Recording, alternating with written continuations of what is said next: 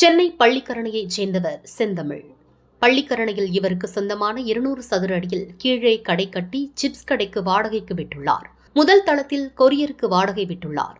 கட்டடத்தின் 2ஆம் தளத்தில் மழை காலத்தில் பயன்படுத்துவதற்காக கழிவறை கட்டிடம் ஒன்றை கட்டி வந்துள்ளார். செந்தமிழ் இல்லாத நேரத்தில் புதிதாக கட்டி வந்த கழிவறை கட்டுமானத்தை சிலர் இடித்து அகற்றியுள்ளனர்.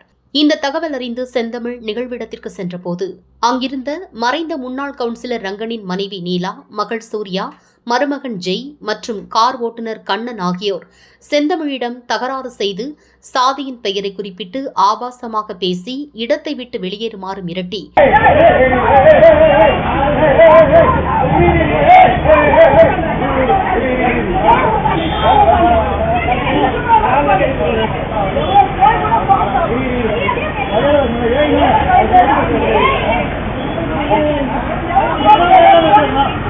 கடையில் உள்ள பொருட்களை தூக்கி வீசி சேதப்படுத்தினர்.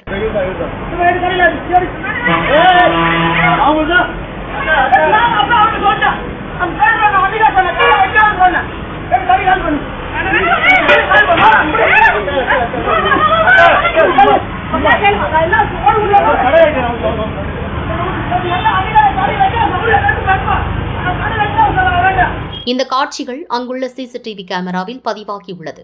செந்தமிழ் காவல் கட்டுப்பாட்டு அறைக்கு கொடுத்த தகவலின் பேரில் பள்ளிக்கரணை போலீசார் வந்து விசாரணை செய்து சிசிடிவி காட்சிகளை ஆய்வு செய்தனர். இடத்தை அபகரிக்க முயன்ற முன்னாள் கவுன்சிலர் ரங்கனின் மனைவி நீலா, மகள் சூர்யா, மருமகன் ஜெய் மற்றும் கார் ஓட்டுநர் கண்ணன் ஆகியோர் மீது செந்தமிழ் பள்ளிக்கரணை காவல் நிலையத்தில் புகார் அளித்தார். புகாரின் பேரில் அவர்கள் மீது தாழ்த்தப்பட்டோர் வன்கொடுமை சட்டம், ஆபாசமாக பேசுவது, காயம் ஏற்படுத்துவது, அத்துமீறி நுழைவது, பொது சொத்திற்கு சேதம் விளைவித்தல் உள்ளிட்ட 5 பிரிவுகளின் கீழ் வழக்கு பதிவு செய்து முன்னாள் கவுன்சிலரின் மருமகன் ஜெய் என்பவரை கைது செய்து சிறையில் அடைத்தனர்.